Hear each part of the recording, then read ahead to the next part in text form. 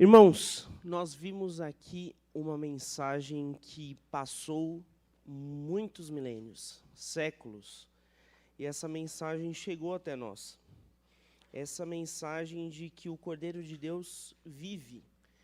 Essa é a diferença para todas as outras religiões, todos os outros tipos de fé que existem por aí. A ressurreição de Cristo Jesus é que confere a ele essa autoridade.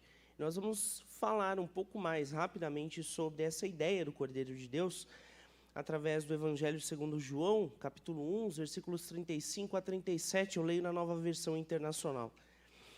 No dia seguinte, João estava ali novamente com 2 dos seus discípulos. Quando viu Jesus passando, disse: "Vejam, é o Cordeiro de Deus." Ouvindo-o dizer isso, os 2 discípulos seguiram a Jesus. Jesus, o Messias prometido. Ele havia acabado de ser apontado por seu parente, João Batista, como o Cordeiro de Deus. É interessante nós observarmos essa ideia do Cordeiro de Deus, essa afirmação, ela concentra-se na morte sacrificial de Cristo Jesus, aquilo que já foi predito pelos profetas nos seus escritos do Antigo Testamento. E esse é o sacrifício perfeito que traz a solução definitiva para o pecado humano. Talvez você tenha entrado aqui pela primeira vez e estranha o fato de Jesus ser chamado de Cordeiro de Deus. É por isso que ele é chamado de Cordeiro de Deus. Ele é a oferta perfeita, definitiva, única e suficiente em favor de nós, para cobrir os nossos pecados.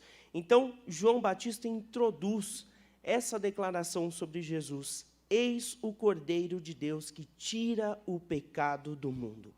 Uma expressão que transcende simples comparações de mansidão ou gentileza.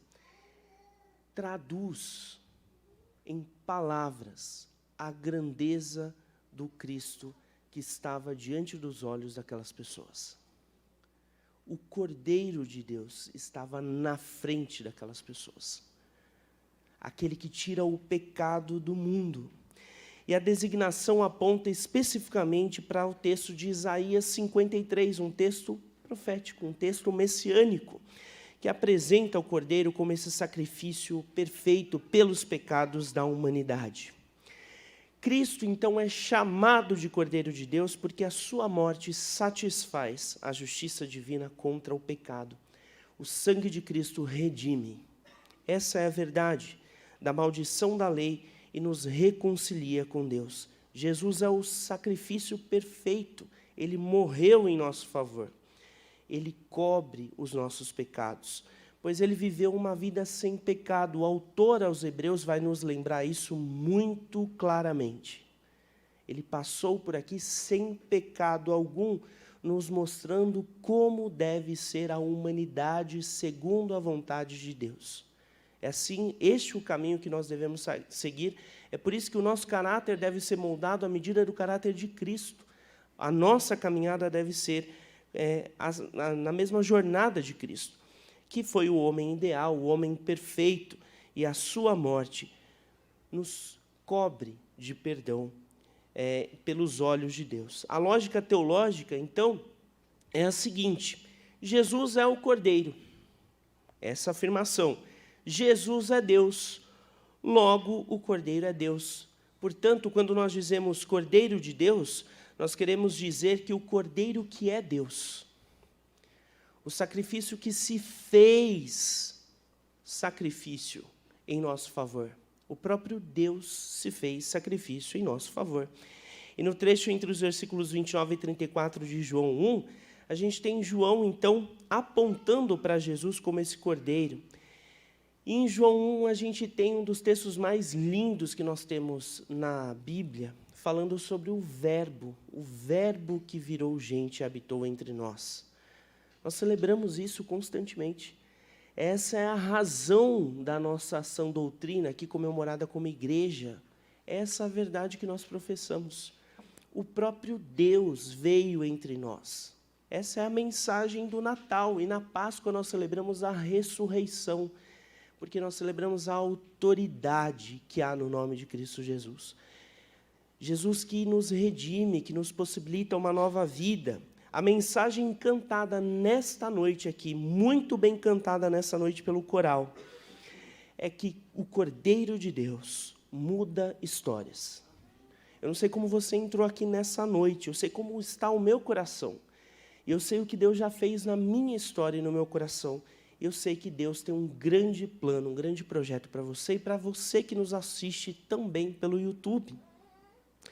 Talvez você tenha entrado aqui para ouvir belas canções, e todos nós ouvimos belas canções, amém?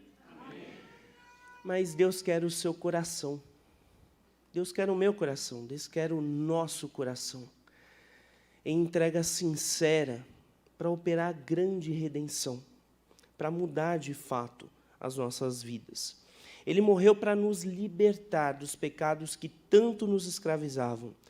E pode ser o pecado da mentira, da calúnia, do adultério, da cobiça, da ganância. Pode ser qualquer tipo de pecado. E todos eles são cobertos por Cristo Jesus. Basta que nós tenhamos o nosso coração rendido a Ele. Jesus foi coberto pelos nossos pecados, para que nós fôssemos submersos e limpos pelo sangue dele. Nós estamos cobertos pelo sangue de Cristo Jesus, meus irmãos. O pecado que nós cometemos já foi perdoado. E o pecado que nós cometeremos também.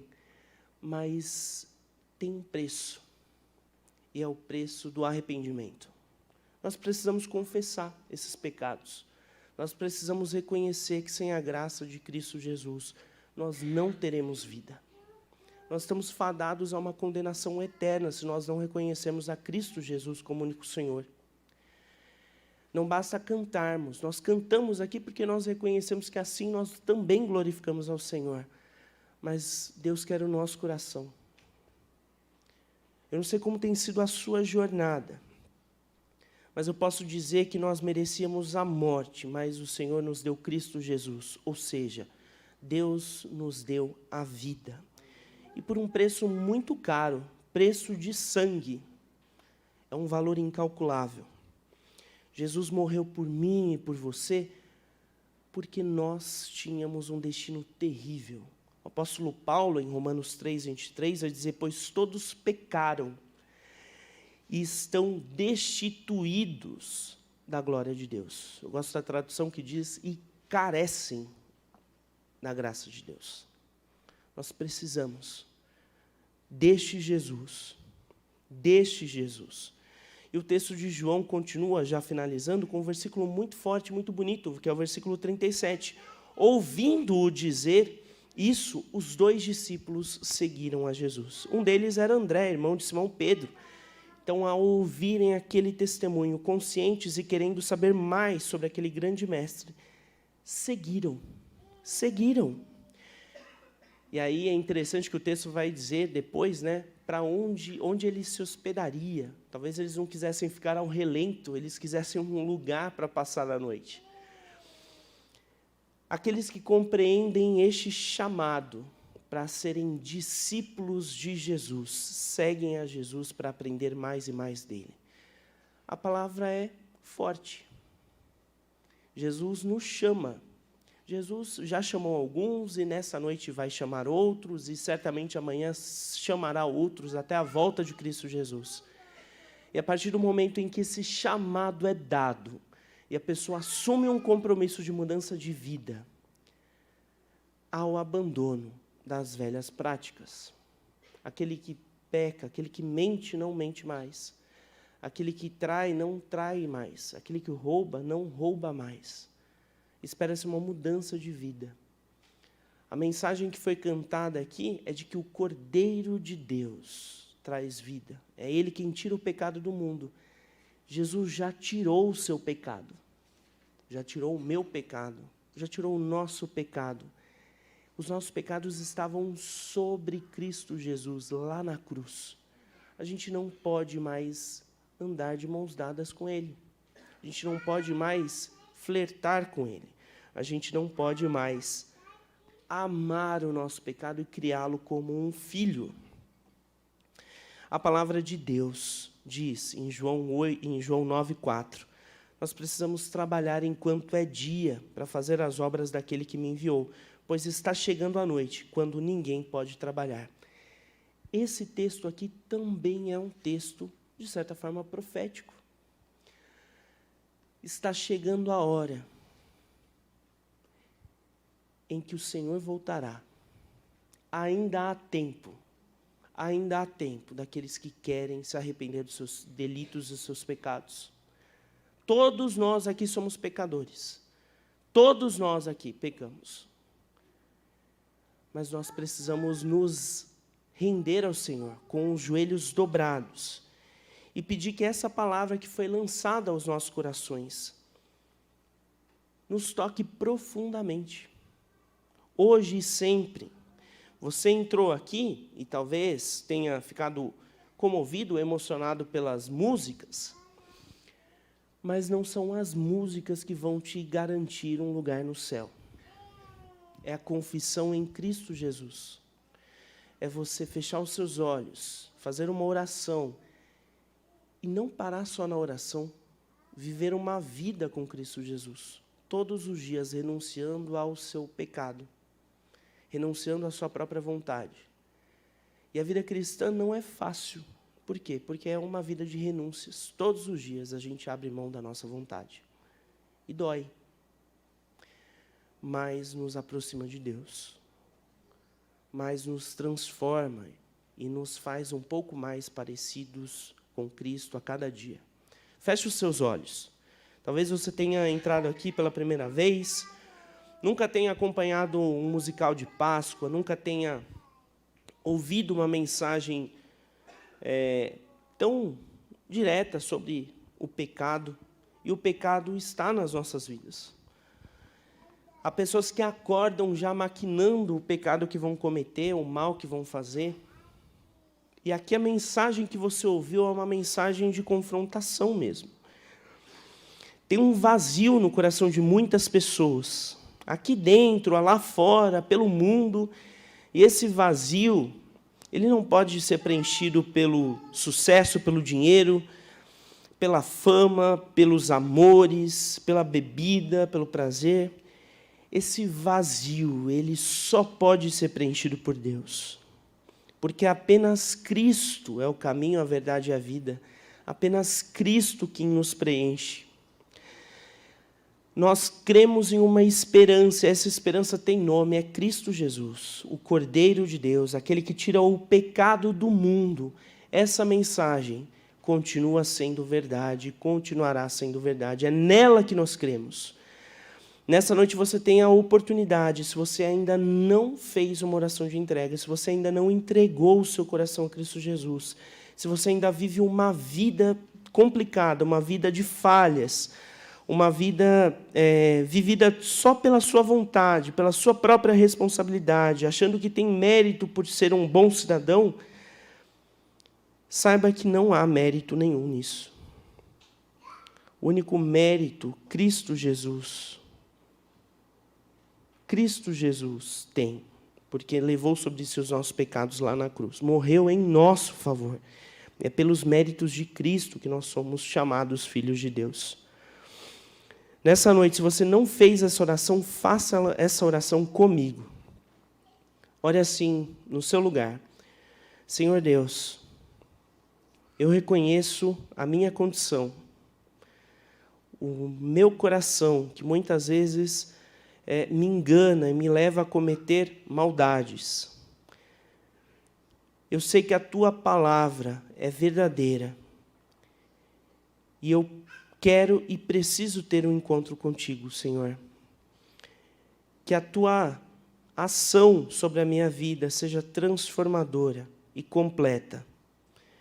Que os meus dias estejam firmados em Ti. E que o meu futuro seja Teu, Senhor. Escreva o meu nome no livro da vida. É assim que eu oro, em nome de Jesus.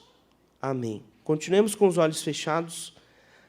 Alguém nessa noite fez essa oração?